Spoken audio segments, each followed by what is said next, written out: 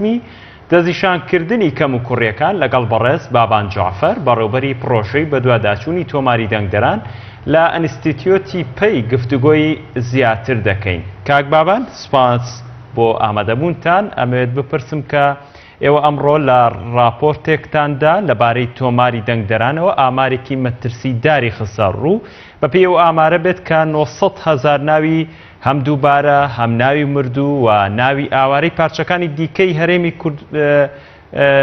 پارچەکانی دیکەی کوردستان لە تۆماری دەنگدەراندا بوونی هەیە. ئەوە بە چ ڕێکارێکی زانستی توانیوتانە بگەن بەو دەرەنجامەوە ئەو ژمارە مەترسیدارە دەربخەن و چۆنیش ئەیسەلمێنن؟ بەڵێ سوپاس بۆ بەڕێستان.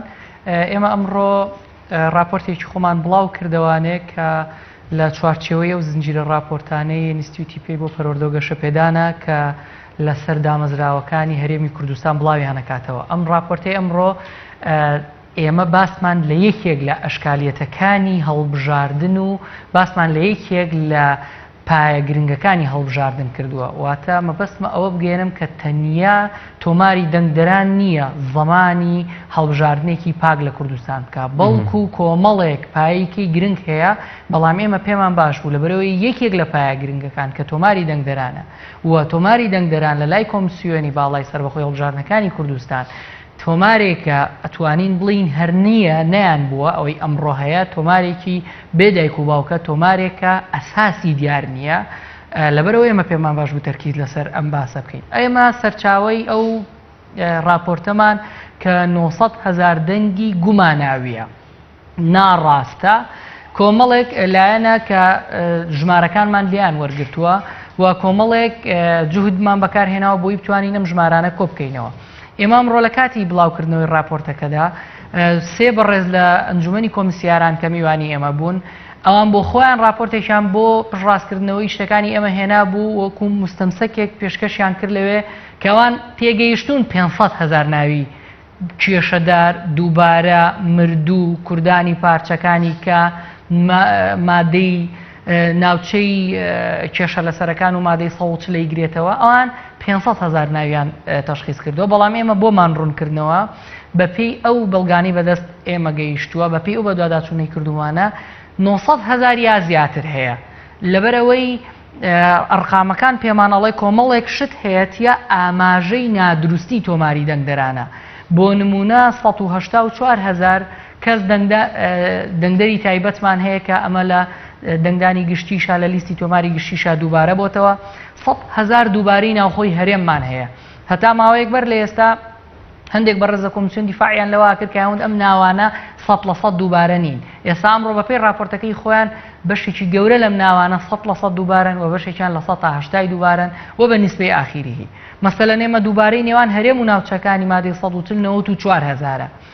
ژمارەی مردووان بەپێی و ئامارانەی ئێمە دەستمان کەوتووە کە هەندێک سەلماندنیشمان بۆ کردووە 218,000 ناویتیە کە نەسڕاوەتەوە. یەکێک لەو سەلماندانەی ئێمە بۆمان کردووە ئەوەیە کە نزیکەی 16,000 کەس لە کوردستانە ناوی لە تۆماری دەنگدەران هەیە کە تەمەنیان لە نێوان 100 و 167 ساڵە کە ئەمە ئاماژەیە لەسەرەوەی کە تۆماری دەنگدەران کێشەی گەورەی تایە. دەنا ڕەنگ نییە ئەوانی تەمەنیان 100 ساڵە لە چەند سەد کەسێک تێپەڕ بکەن یا با بژڵین هەر بچن بۆ ئینتیخابات ئەگەر هەش بن نەک بە ڕێژەی 16,000 کەس. ئەگەر هەڵبژاردن بەم لیستە بەم تۆمارە بکرێت کاک بابان ینی چ مانایەک بۆ هەڵبژاردن ئەمێنێتەوە؟ لە ڕاستیە من ئەمەوێ ئەوە دووبارە بکەمەوانەیە کە هەڵبژاردنێکی پاک تەنیا بە تۆمارێکی پاک زەمان ناکرێت لەبەرەوەی دەنگدەر و خەڵکی کوردستانەوە بزانن ئەگەر ئێمە ئێستا 51 ڕێکخرا و پێکەوە دەستێکمان پێکهێناوە شارەکانمان چڕ کردوێتەوە ئێمە ژۆکۆ ئینستیتیوتی پێی ئەمڕۆم راپۆرتەمان بڵاو کردوێتەوانەیە. بەڵام پێویستە لایەنە فەنیەکانی کە و هەندێک زەماناتی گرنگی کەش لە ئینتیخابەتەکەی هەبن بەڵام بەنسبەت سوالە گرنگەکەی بەڕێستەوە. ئێستا ئەو قسەی کە هەیە لە لای کاربەدەستانی هەرێم باسی ئەوە کرێ با لە پێناو تێپەڕاندنی قەیرانەکانمانە هەڵبژاردن بکەین. هەموو خەڵک لی معلومە یاخۆت باشترە بە هەموومان بەدەسەڵات بڵین لێمان معلومە ئینتیخابات بەم شێوازە بکرێ ئەزمموی هەرێمی کوردستان قۆناغێکی تر دەچێتە خراپتر و ڕەنگە ئەزمونونەکە کۆتایی پێبێ.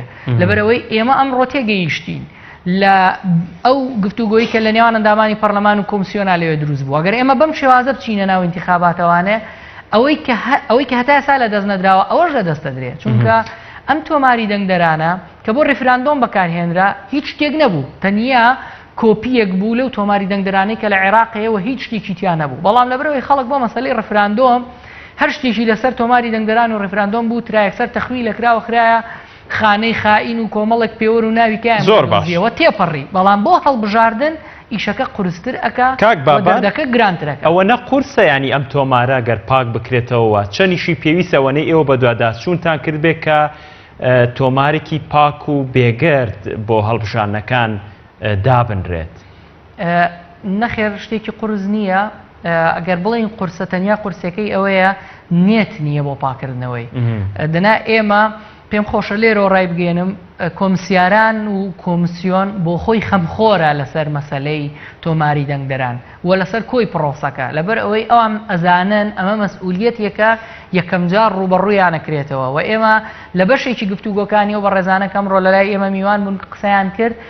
ئێمە هەم خەمخۆری هەم نیەتی جدی هەم هەندێک فعلیشمان لێیان بینی لیژنە دروست کراوە بۆ تۆمارکردنی بۆ پاکردنەوەی تۆماری دەنگدەران کە بە پێی ئامارەکانی ئەوان 500,000 ناوە نزیکە.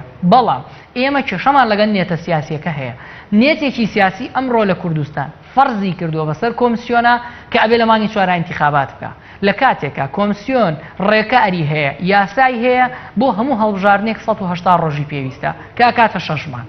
ئەگەر ئێمە تەنیا ڕێگە بدەین کۆمسیۆن بە ڕێکارەکانی خۆی کار بکە ئەتوانێت تۆماری دەنگدەران پاک بکاتەوە. ئێمە ئەو شتانەی بەڵگانی لەبەردەستمانایە کۆمسیۆن لە چەند مانگی ڕابردووە داوای لە هەموو لایەنە پەیوەندیدارەکان بە پاکردنەوەی تۆمارێکی ڕێکوپێک کردووە کە یارمەتیان بدەن لە وەزارەتی تەندروستی، لە وەزارەتی ناوخۆ، لە وەزارەتی پێشمەرگە، لە ئەنجومەنی دادوەری، لە هەموو ئەوانەی کە لە وەزارەتی بازرگانی کە زەماناتی داتایان لایە بۆ ئەوەی بدرێ بە کۆمسیۆن و زەماناتی تۆمارێکی پاککرێ کەسیان وەڵامیان نەداونەتەوە. تەنانەت ئەم دامەزراوانە وەڵامی پەرلەمانی کوردستانیشیان نەداوەتەوە. ئێمە لە راپۆرتەکانمان راپۆرتی پەرلەمانتاران چ بە تاک چ بە گروپمان داناوە کە مودەی ساڵ و مانگ و دوومانگ نییە کە لە خولی سێوە کە لە 4 ساڵ پێش ئێستاوە فشار هەیە بۆ پاکردنەوەی تۆماری دەنگدەران. هەر ئەو کاتە لیژنەیەک پێکات لە پەرلەمانی کوردستان فشاری گەورەیان دروست کرد، راپۆرتێکی پڕ بەڵگەداریان هێنا، ئامارەکانیان باس کرد، بەڵام نێتە سیاسێکە ڕێنادا.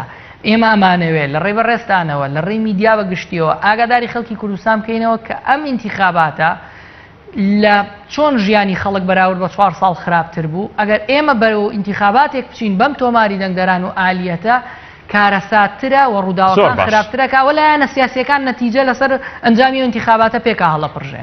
قسەی جددیترەکەین لەو بارەوە و ئەرکی کۆمسیۆن چیەوە ئەمڕۆ ئێوە کۆمسیۆن چنێت باشێکی کۆمسیۆنتان بەدی کرد بەس ئەمەوێت ینی قسێکی شەقام هەیە بۆ تۆی بگوازمەوە دواتر وەڵام لە تۆ ئەوێت کاک بابان. ینی ئەوترێت کە ینی هیچ چین و توێژێک نییە لە هەرێمی کوردستان گلەی و گازندەی لە حکومڕانانی ئەم هەرێمی کوردستانە نەبێت و بەو ناوانەشەوە کە بەڕێستان بە ساختە ناویە بن کە 900,000 ئەوانیش گلەیان لەم دەسەڵاتایە پێت وانە ینی ئەوانیش ناوە دووبارەکان ناوە مردووەکان ئەوانی کە ناوی تەزویری ناوە بن ئەوانیش بە پێچەوانەی خواستی ئەو دەسەڵاتدارانی کە دەستکاری ئەم تۆمارەیان کردووە بشکێتەوە؟ زۆر بۆم سوالەکە زۆر بۆم واضح نەبوو. ئەگەر مەبەستت ئەوە بێ سڕینەوەی ئەو ناوانە بەزەرەر بۆ دەسەڵات بشکێتەوە؟ نانا مەبەستمەوەی ئەوانەی کە ناویشیان دووبارەیە کە چند دوو جار دەنگەدەن هەر لە دژی دەسەڵات لەبەرەوەی هەموو چین و توێژێک لە هەرێمی کوردستان گلەی و گازندەی هەیە. زۆر وازەحە من پێم وانە لەبەرەوەی ناڕازیەکە یەک جار بۆی هەیە بچێت دەنگدا، ناڕازیەکە ناتوانێت بچێت دوو جار دەنگدا. بەڵام گزیەکە و فێڵەکە لە کاتێکە هاکرێ کە تۆ مەسافەیەکی زۆر خەڵکت لەبەردەستای و دەنگی نەداوە. ئێمە بۆیەش لە سەرەتایوتم هەڵبژارنی پاک تەنیا بە تۆمارێکی پاک ناکرێت لەبەرەوەی کۆمەڵێک ئالیەتی گەوریان لەبەردەستایە بۆ گزیکردن و فێڵکردن کە یەکێک لە ئالیەتە گرنگەکان کە ئەگەر ئێمە بتوانین واتە مەبەستم شەقام بتوانێت ڕێکخراوەکان بتوانێت پەرلەمانتارە دڵسۆزەکان بتوانن کۆمسیارە بەڕێز و دڵسۆزەکان کە جدین لەسەر مەسەلەکە بتوان فشار بکەن بۆ ئەم ئینتیخاباتە ئەمان پاک بکەینەوە بۆ ئینتیخاباتێکی کە ڕێ لە شتێکی کە بگرین کە ئێمە پێمان وایە گرنگترین کاریان ئەمەیە دەبێ بکرێ. زۆر باشە. ئەرکی کۆمسیۆن لە ئێستاە کە حکوومەت و سەرۆکی حکوومەت ڕای سپاردووە کە لە مانگی چوارە دەبێت هەڵبژاردن ئەنجام بدرێت لە هەرێمی کوردستان بۆ تێپەڕاندنی بەنێتی خۆیان بۆ تێپەڕاندنی ئەم دۆخەی هەرێمی کوردستانە. کۆمسیۆن ئەچێتە ژێرباری ئەو فەرمانەی سەرۆکی حکوومەتی هەرێمی کوردستانەوە؟ بەداخەوە ئێمە ئەمڕۆ لە زمانی یەکێک لە کۆمسیارانی بەڕێزەوە بیستمان کە بەڵێ کۆمسیۆن پەسەندی کردووە کە لە ماوەی 108 ڕۆژاتوانێت انتیخابات بکە و تەنیا چاوەڕێی کۆبوونەوەیەکەکەن کە لەم هەفتەیە سەرۆکی حکوومەت و با بڵێن حکوومەت لەگەڵ یانەکە بۆ ئیعلانی مودەی انتیخابات بکەن. ئەمە هەڵەیەکی زۆر گەورەیە. ئێمە هیوادارین ئەو لایەنانەی کە وەختی خۆی کۆمسیۆن دروست کرا ڕەخنە لەسەرەوە هەبووتیان با کۆمسیۆن خەڵکی بێلایەن بێوتیان نە ئەم جارە خەڵکی 5 حیزبەکە ئەنێرین بۆی ئەگەر پارتی یایەکێتی ویستی فێڵمان لێ بکە ئێمە بە زۆرینەی لایەنەکانی کە نێڵی نەم فێڵە تێپەڕێ و ئەمە بەسەر کۆمسیۆنا تێپەڕێ هەڵەیەکی گەورەیە و ئەو تایمتیبڵی کە ئێستا بە حسابدایان ناوەتوانن لە 108 ڕۆژایی شەکە بکەن 108 ڕۆژەیکەن وەکو چۆن ڕێفراندۆمیان کرد. بەڵام زەماناتی لانیکەمی هەڵبژاردنێکی پاکی تیان نابێت کە دنیایەک خەوش لە تۆمارەکە دنیایە کێشەی فەنیاتیان هەیە. ئێمە هەر ئەمڕۆ باسی ئەوەمان کرد کە ئەمان بە دوای ئامێری تازەی سکانکردن لەگەڵ چەند کۆمپانیایە گوستوانە عقد بکەن بۆ ئەوەی دەنگەکان کە فێڵی تیان نەکرێت سکام بکرێ بە ئامێری کۆمپیوتەر ئەمان نیانتوانیوە هیچ کۆمپانیایەک ڕازی بکەن بەم مودەکەمە ئامێرەسکانەکانیشان بۆ بەدەست بگەێنێ گامانیان انتیخاباتی پێ بکەن. من هیچ لەو ئامێرانە نازانم تا وردەکاری زیاتری لەسەر بڵام بەڵام لەوەی گوێم لێ بوو کە ئەوانتیان ئێمە تەنانەت دەمانتوانیوە زمانی کڕینی هەندێک ئامێری پێشکەوت ئەلکترۆنی بکەین بۆ نەزیهی دەنگدان و انتیخابات. ئەی چییە ئەم فشارە؟ ئەی کێیە پەسەندی کردووە؟ کۆمسیۆن بەداخەوە ئەو ئێمە جۆمان لێ بوو هیواداری نوانە بێ پەسەندی 108 ڕۆژی کردووە و حاڵەتێکی خراپە بە دوای ئەمە کێشەیەوە دێتە پێشێک ئەما بێ بچێتە پەرلەمان کەواتە ئەمە گروپێک بڕیاری داوە لەسەرەوە کۆمسیۆن ملزەمەکە دوای لە پەرلەمانیش ملزەمەکرێت کاتێک ئەمە ناقانونیە. پەرلەمانی کوردستان مودەی بۆ درێژ کراوەتەوە هەتا 8 مانگ کە ئەکاتە دووخولی هەژمانی کە ئەکاتە ساڵێک ئەگەر دووخولەکەی خۆی تەواو نەکا و پەرلەمانی تازە بێتە پێشەوە بێ حەلێک بۆ پەرلەمانی ئێستا بکرێ کە ئەمەش کێشەیەکی کێ و جەدەلێکی کێ کە باسە لە نیەت خراپی بۆ هەنجامدانی هەڵبژاردن. کەواتە ئەرکی ئەو لایەنانە چییە لە ئێستادا کە ناڕازین لە دەسەڵات و حکومڕانی هەرێمی کوردستان لەوەی کە ئەگەر هەڵبژاردن بکرێ وەکو بەڕێز داماژە و پێدا دۆخێکی تری بارقورسیە کەوێتە سەر هەرێمی کوردستان؟ ئەگەر دوو گروپ ژیانی خەڵکیان گەیاندۆتە ئەمڕۆ کارەساتیان بۆ ژیانی ئابووری و سیاسی کوردستان دروست کردووە بێدەنگبوون و چوونە ژێرباری لایەنەکانی تر لە پەرلەمان و لە حکوومەت ئۆکەیکردن و درێژە پێدانی ئەو سیاسەتە و ڕازیبوونە بەو سیاسەتە و درێژەدانە بەو سیاسەتێک کە ئەوان کردویانە. واتە ئەگەر خەڵک ئەمەلی هەبێ بڵێ من لە ئینتیخاباتی داهاتووە بەشێک لەم سیاسەتە ئەگۆڕم بەکردنی ئینتیخابات لە مانگی چوارە ئەمە درێژە بێتەوە بۆ 4 ساڵیکە و بۆ چەندان ساڵیکەش لەبەرەوەی ئەمە بەڕێستان میدیایەکن بچن کۆمسیۆن بدوێنن بچن خەڵکانی ناو پەرلەمان بدوێنن ئەمە خەتەرە لەبەرەوەی هیچ زمینەیەکی نەیاسایی هەیە و هیچ زمینەیەکی فەنیشی لە کۆمسیۆن نییە کۆمسیۆنی ئامادەکاریەکی نییە. بەڵە زۆر سپاس بۆ بەڕێز بابان جعفەر بەڕێوەبەری پرۆژەی بەدواداچوونی تۆماری دەنگدەران لە ئینستیتیوتی پەی. سپاس بۆ بەڕێستان. سپاس بۆش.